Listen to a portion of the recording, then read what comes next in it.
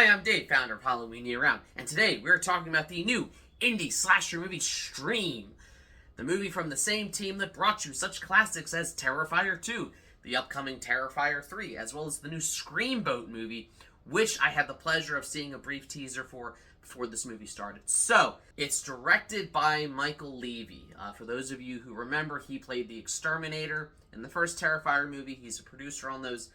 And it's a lot of the same crew and some of the same cast, both in front of and behind the camera.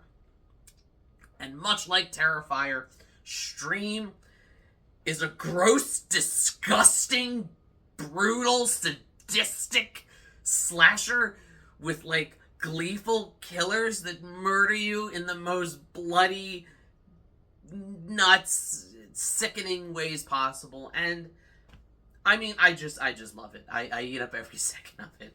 Obviously, I have more to say about it, but right now it's playing in a limited, week-long release. So if you have a chance to see it, I urge you to go do it. I'll put a link in the description of where you can find tickets. Let's talk about Scream. Let's play ball!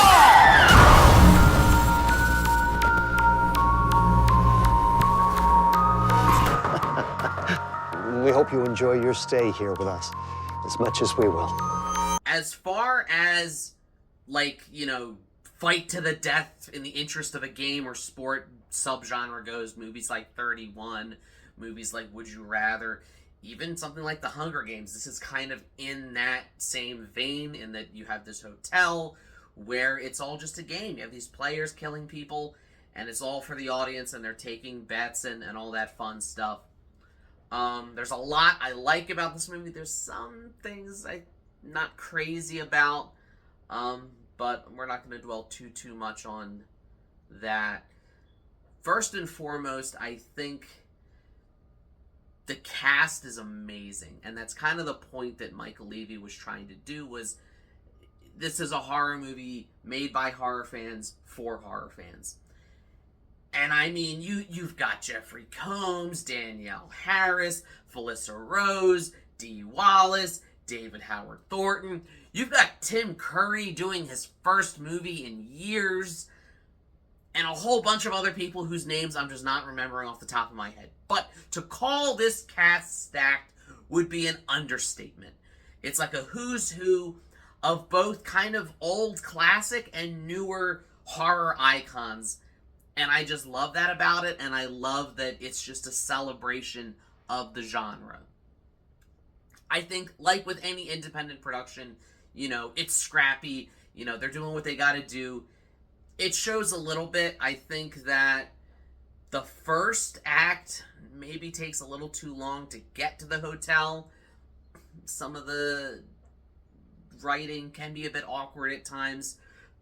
I don't hold it against it, because let's face it, this movie's not trying to be Casablanca. It's not trying to be Citizen Kane. It's just trying to entertain us with gore and kills and, fun violence for all you sickos out there. I say that, but I'm one of you. So, aside from that, and it doesn't take too long to get there, once we get to the hotel, I think everything picks up. Once you get the introduction of Jeffrey Combs, who absolutely steals this movie. Again, I love seeing all the different, horror icons popping up here and there. Tony Todd shows up a little bit later. But out of all of them, Jeffrey Combs he chews every scene he's in. For those of you who saw Would You Rather, where he's like the rich, eccentric, crazy guy making them do these things, he has that same kind of energy, and you can tell that Combs is just having a blast doing this movie. And I would watch more movies of just his character doing stuff like this. I think that he's found a real niche as just the crazy, eccentric psychopath. And I love every second of it. I really like that. So David Howard Thornton, famously Art the Clown, plays one of our killers in this. He's just player number 2. You never see his face. He's wearing a mask the whole time. I love that I knew right away which one was him. Just from the way he moved and carried himself. I'm like, oh, That's David Howard Thornton, who I met him at a convention, and in real life, he's the exact opposite of Art the Clown. He's like the nicest person in the world. But I love the kind of almost like pantomime energy he brings even to this role, similar to Art, where he's just having fun with the kills, and there's just this like childlike glee to how he's doing it. And when I say the kills are numerous and they are gruesome and they are graphic, I'm not exaggerating. Damien Leone did not direct this movie, but he did the effects on it just like he did on his own Terrifier movies. And it shows. There's one kill in particular that I don't want to spoil anything. I really want you to go see the movie. But I remember seeing it and I'm like, oh my god, are they really doing this? Oh, okay. We're doing this. And it was something. It'll go down. It might be the most memorable kill in a movie of the year. Not because it's particularly over the top, but just because of how clever and creative the killers are when killing this person. And if you've seen the movie, I think you know which one I'm talking about.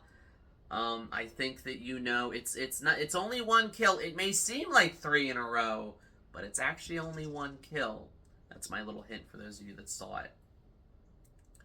I also really like the whole mythology of, like, there's just this club, and this is what they do. I'm a sucker for a good, you know, shady secret society. And much like with Hostel 2, which is actually my favorite Hostel movie, I love how it kind of, again, not trying to spoil it, it shows the scope of how large this thing runs and how many different people are involved in it. It's kind of freaky. But let's be honest, you are watching it for the action. You're watching it for the fun of it. And it just shows. You can tell that everyone is just having a blast. I'm sure that making this movie, while, you know, there were probably many long hours, late nights, and grueling days, you get the sense that everyone was just having a good time. And that's what I love to see. And I love to see, you know, low-budget indie movies like this get these theatrical releases. So often, I think they're kind of relegated to streaming, no pun intended with the title. And it's just really refreshing to see, even if it is only for a week. You know, Terrifier 2 was only supposed to play for a week, and it wound up grossing more than $10 million and running for an entire month and becoming this, like, horror cultural juggernaut. You know, I don't know for sure what'll happen with Scream. If I'm being honest, yes, I prefer the Terrifier movies, but I love that this had that same vibe and energy to it. And I'm really, really excited to see what these guys have in store down the line. Like I said, they showed a teaser for Screamboat, which stars David Howard Thornton as Killer Mickey Mouse, the slasher version of Steamboat Willie. Hopefully better than the Mousetrap, the infamous first Steamboat Willie slasher movie they released, which, I don't know if you've seen, I'll put a link in the description. My buddy Patrick reviewed it for the channel. It's not good. It's not. There's a real cynicism to how that movie was made. Just get it done, get it out, who cares? And I get the sense that with Screamboat, much like with Scream, that love and care will be put into it. So, these are just my thoughts. This is just my review. I'd love to hear what you thought of it. Did you see Scream? What did you think of it? Who's your favorite horror icon that appeared in it? Do you hope to see a sequel? Do you think they'll do one? Like, share, subscribe, all the YouTube stuff. If you don't, you may end up stuck in an old hotel with no Wi-Fi, but there actually is Wi-Fi because that's how they're streaming to kill people. And as always, every day is Halloween.